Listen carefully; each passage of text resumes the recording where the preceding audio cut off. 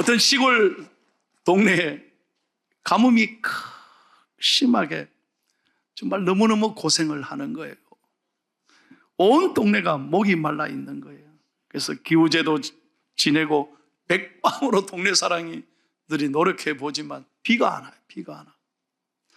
그래서 그 마을을 목회하는 동네 교회 목사님이 간절하게 밤새 철학 기도를 하고 새벽 늦게까지 하나님께 엎드려 매달려 비가 좀 오게 해달라고 간절히 기도했습니다.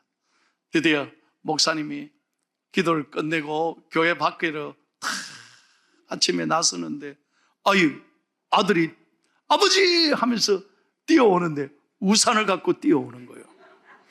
그래가지고 아버지 목사님이 깜짝 놀라, 얘야 이렇게 날이 맑은데 웬 우산이냐 그랬더니 아빠 지금까지 비 오게 해달라고 기도했잖아요.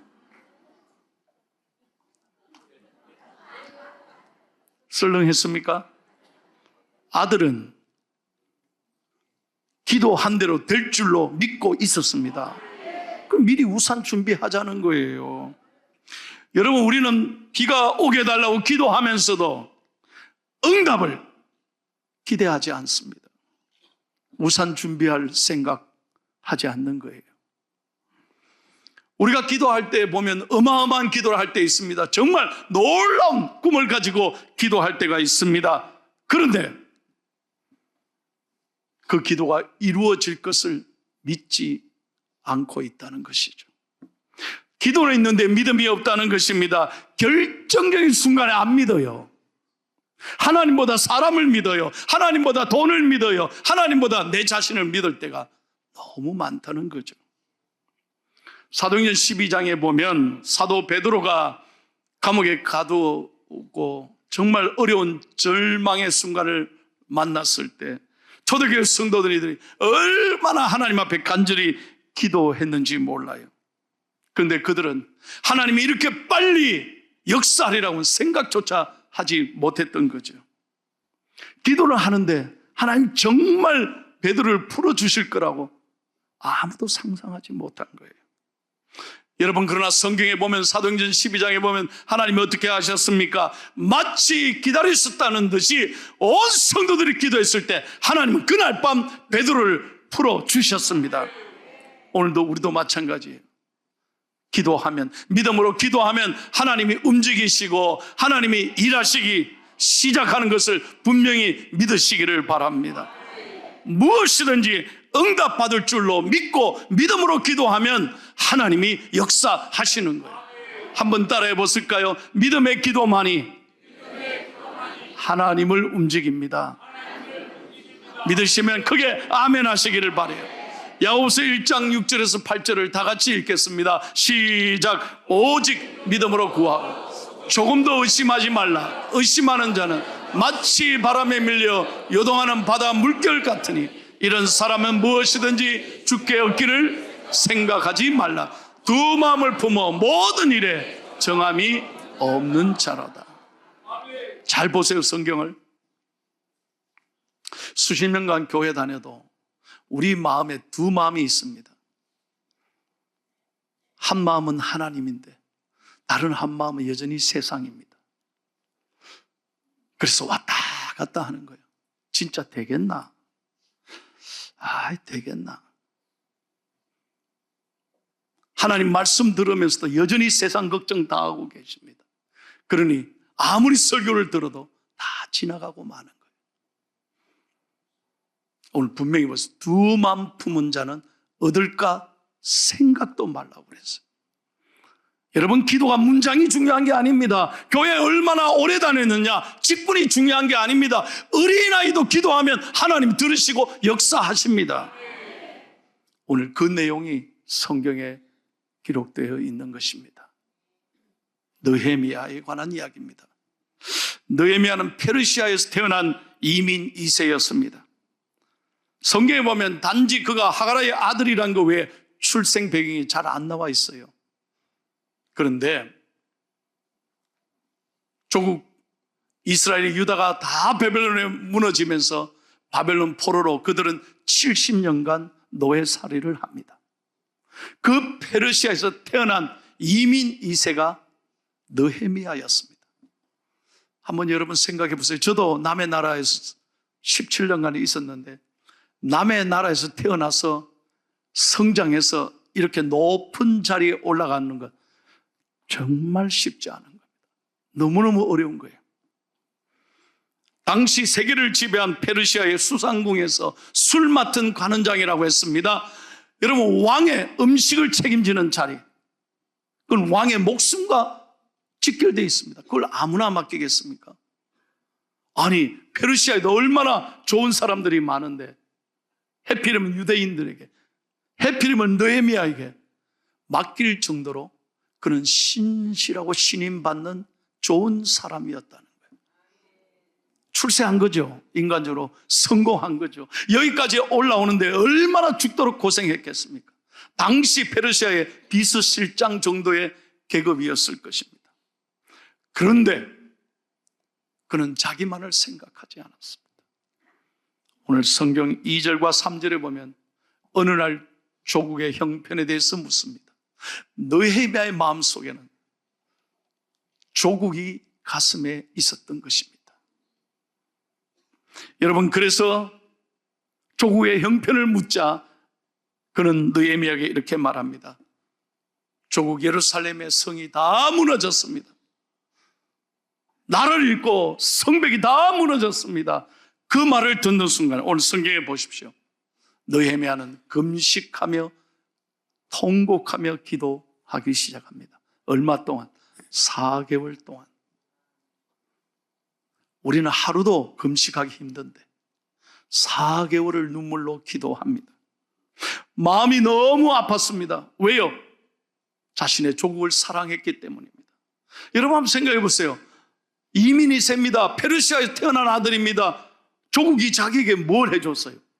So what? 나하고 조국과 무슨 상관이 있어요? 내가 지금까지 여기까지 오는 동안 조국이 자기에게 뭘 해줬어요? 그렇게 생각하고 살아갈 수 있잖아요. 그런데 느헤미야는 그러지 않았어요. 그 어려운 소식을 듣자 통곡하며 금식 기도했습니다. 나라가 가슴에 있었기 때문에, 고통받는 백성이 마음에 있었기 때문입니다. 그래서 4개월 동안 눈물로 기도하고 있습니다. 기도란 바로 이런 것입니다. 하나님 앞에 내 아픔을, 내 억울함을, 내 눈물을 하나님 앞에 있는 그대로 토해내는 것, 그것이 바로 기도인 것입니다. 여러분, 기도를 어렵게 생각하지 마십시오. 하시다짐의 우하집에 보면 예루살렘의 랍비였던 도비드 딘이라는 사람의 기도 이야기가 실려져 있습니다. 어떤 청년이 너무너무 화를 냅니다. 세상이 불공평하다고 야단을 합니다. 이놈의 세상, 이러면서 분노합니다. 그러면서 랍비를 찾아왔어요. 선생님, 도대체 이 세상이 왜 이렇습니까? 막 화를 내기에 랍비가 이렇게 말합니다. 여보게, 왜 나한테 화를 내나? 하나님 앞에 자네의 아픔을 그대로 이야기하게. 그랬더니 이렇게 말합니다. 아니, 선생님, 제가 하나님 앞에 막 화를 쏟아붓으면 하나님이 화내실 것 같아서. 두려운 하나님 앞에 내가 어떻게 화를 냅니까? 아니야, 괜찮아. 그래서 이 청년은 하나님 앞엔 차마 아무 말도 못하고 사람에게 찾아가서 막 원망하고 불평했다는 거죠. 그래서 이 청년을 데리고 통곡의 배우로 갔습니다. 자네 하고 싶은 말, 자네 안에 있는 모든 상처와 분노와 눈물과 아픔을 지금부터 벽을 쳐다보면서 하나님 앞에 있다 생각하고 다 토해내시게. 그때 이 청년이 벽을 보면서 울기 시작합니다. 그 상처를 다 쏟아내기 시작합니다. 흐느끼기 시작합니다. 마침내 하나님께 간절하게 호소하기 시작했습니다. 그런 다음에 이 청년은 하나님 앞에 큰 위로를 받고 마음이 진정되고 회복되기 시작했습니다. 기도는 바로 이런 겁니다. 여러분, 사람 앞에 절대 울지 마십시오. 사람 앞에 세상에 대해서 불공평하다고, 억울하다고 사람들에게 화를 쏟아붓지 마십시오. 하나님께 나아가셔야 합니다. 하나님께 매달리셔야 합니다. 느헤미야는 그렇게 했습니다. 오직 하나님께만 나아갔습니다. 우리는 몸이 건강할 때는 의사를 찾아가지 않습니다. 그러나 어딘가 아프면, 이상하면 의사를 찾아가잖아요. 그런데 여러분, 의사 앞에 나가서 딱 양복 입고 넥타이 매고 점잖하게, 선생님 이렇게 합니까? 왜 오셨습니까? 조금 아팠어요. 이렇게 하면 어떻게 고칩니까? 선생님 앞에 뭔 폼을 잡습니까? 내 있는 아픈 그대로 다 말해야, 아멘도 안 하시네. 있는 그대로 다 말해야 처방이 가능할 거 아니에요. 약을 쓰든지 수술을 하든지 더 큰 병원에 가시든지 사진을 찍어 보든지 다 있는 걸 얘기해야 되잖아요. 마찬가지로 우리의 영혼의 의사이신 좋은 하나님 앞에 예배가 바로 그런 것입니다. 사람은 못 알아줘도 하나님께 내 마음을 쏟아붓고 하나님 만날 때 이 아침에 치료의 은혜가 임할 줄로 믿습니다. 자, 계속해서 느헤미야의 기도를 살펴보십시다. 느헤미야는 오늘 1장에 보면 이렇게 하나님 앞에 기도했습니다.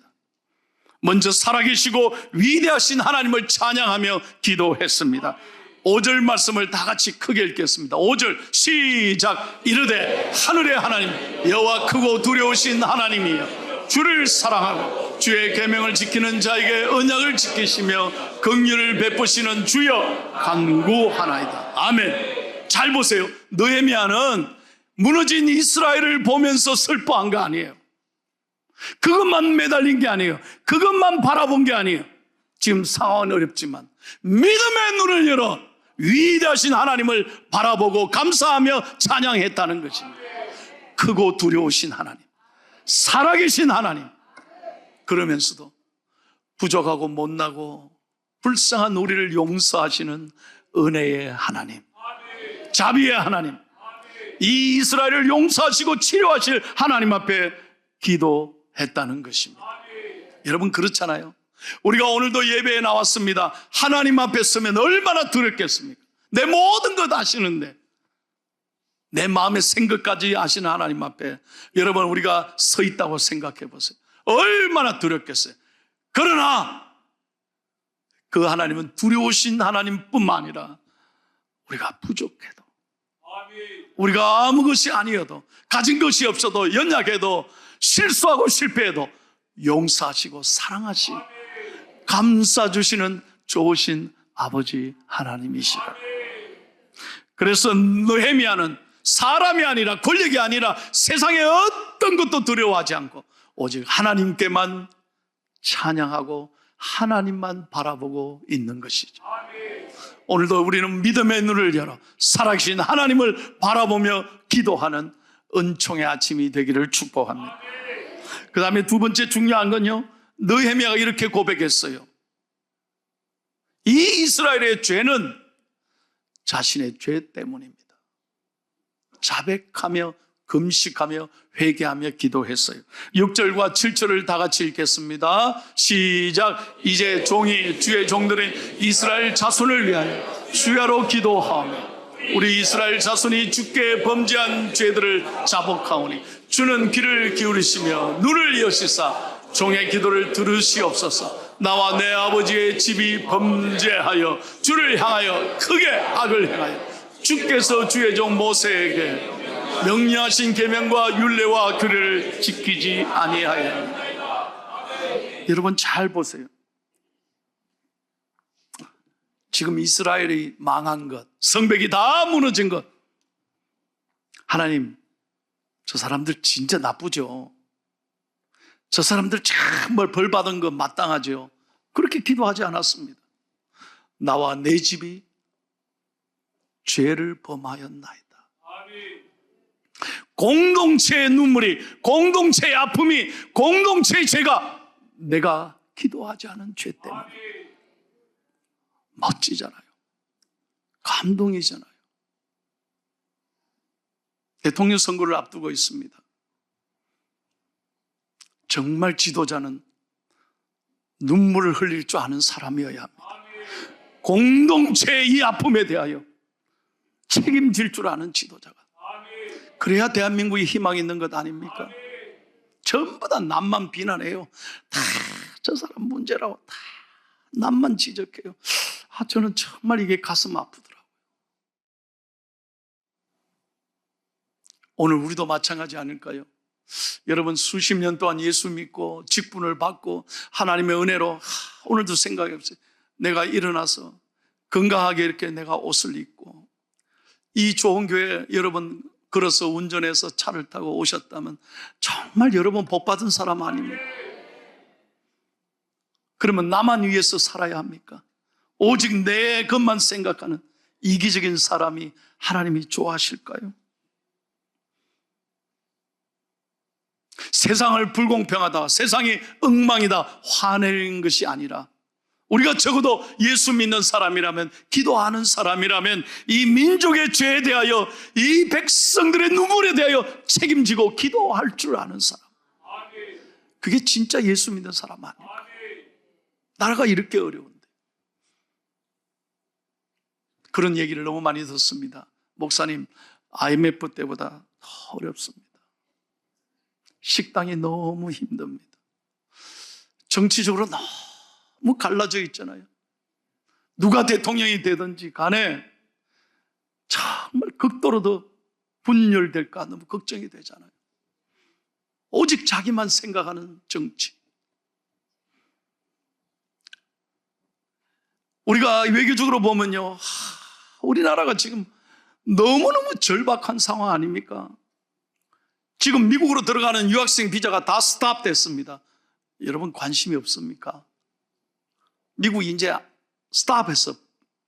지금 미국 못 들어갑니다. 비자가 안 나옵니다. 스탑했습니다. 너무 어려운 상황입니다. 대학에 있는 학생들조차도 지금 쫓겨갈까 봐 너무너무 힘든 상황이라잖아요. 대한민국이 그 어느 때보다도 위기에 있습니다. 여러분 어제 서울 지하철 5호선에 세상에 그 지하철에 400명이나 있었는데 맨 끝에서 불을 질렀습니다. 뉴스 안 보셨습니까? 아니 그 지하 컴컴한 데서 불이야 하니까 막 그 지하철이 스탑한 거죠. 그런 다음에 비상문을 부시고 그 컴컴한 데 탈출했습니다. 범인을 잡았습니다만 이유는 아직 안 밝혀졌습니다만 어떻게 이렇게 살아가나. 남을 생각하지 않습니다. 그냥 네 죽고 내 죽고 태연하게 불 지르고 나오다가 범인은 잡았지 않습니까? 이런 세상입니다. 저는 어제 오후에 포항 해상 초계기 사고 유족들을 조문하기 위해서 해군 사령부 체육관 합동분환소에 다녀왔습니다. 제가 포항을 대표해서 목사로서 갔다 왔습니다. 정말 눈물 나더라고요. 4명이 그 귀한 군인들이 순직했습니다. 그 가운데 2분은 크리스찬입니다. 제일 나이 어린 군인이 25살인데 엄마가 통곡하며 우는 거예요. 생일 하루 전날 죽었대요. 내일 생일이면 잘 음식해 주려고 생각했는데 그 아들 인사도 못하고 세상 떠났습니다. 그러니 제가 조문하는데 목사가 왔다고 얼마나 우는지. 우리하고는 상관없는 것입니까? 우리 가족이 아니니까 아무 상관없습니까? 저는 어제 그 현장에 가면서 깜짝 놀랐어요. 바로 옆에 아파트가 쫙 있는데 만약에 이 민간인에게 떨어지거나 아파트에 떨어졌다면 어떻게 됐을까? 너무너무 놀란 거예요. 사랑하는 여러분, 공동체의 아픔을 나의 아픔으로 여기는 믿음의 사람이 돼야 하나님이 사랑하시고 이 민족의 장래가 있습니다. 우리 교회가 그래야 합니다. 우리 믿는 사람에게 중요한 건 공동체에 대한 눈물과 회개와 기도가 살아 있어야 합니다. 우리가 이렇게 복 받았는데 나만 생각하는 이기적인 사람이 아니라 더욱 나라를 위해 회개하고 기도함으로 하나님, 우리 애국가 가사대로 하나님 보호하사 대한민국 만세, 하나님이 쓰시는 위대한 대한민국이 되도록 다시 한번 믿음으로 일어서도록 기도해야 할 줄로 믿습니다. 중요한 것은 마지막 이 얘기예요. 느헤미야는 기도만 한 것이 아니라 자신의 삶을 드렸습니다.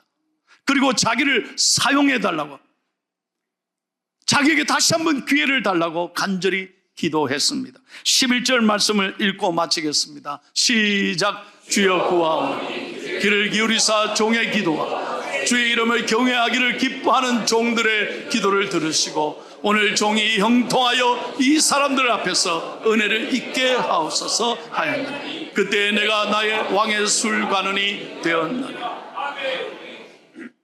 하나님, 제가 왕 앞에서 은혜 받게 해주셔서 왕의 마음을 움직이게 하셔서 저를 고향으로 조국으로 보낼 수 있도록 허락해 주십시오.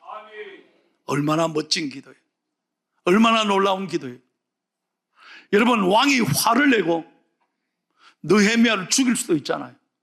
한순간에 느헤미야 쫓아 보낼 수도 있잖아요. 그런데 느헤미야는 자기를 생각하지 않았어요. 민족을 생각했어요. 하나님, 왕의 마음에 은혜를 주시고 저를 보낼 수 있는 기회를 주십시오. 자기를 내려놓고 기도했을 때 2장에 보면 왕이 감동을 받고 허락하고 느헤미야는 모든 걸 내려놓고 조국으로 돌아가 놀랍게도 52일 만에 무너진 이스라엘 성벽을 재건하는 위대한 하나님의 사람으로 쓰임받습니다. 사랑하는 성도 여러분, 한 사람의 기도가 살아있으면 여러분 가정을 살립니다. 한 사람의 기도가 살아있으면 교회를 살리고 민족을 살리고 한 사람으로 말미암아 세계 선교가 새로운 역사의 장이 일어날 줄로 믿습니다. 오늘 2부 예배에요, 아들과 함께 해도동에 사는 할머니가 평생 처음으로 교회를 왔답니다. 그런데 가시면서 교회를 처음 왔는데 제 손을 붙잡고 목사님, 예, 다음 주일날 등록하겠습니다. 은혜 받았습니다 그러는 거예요.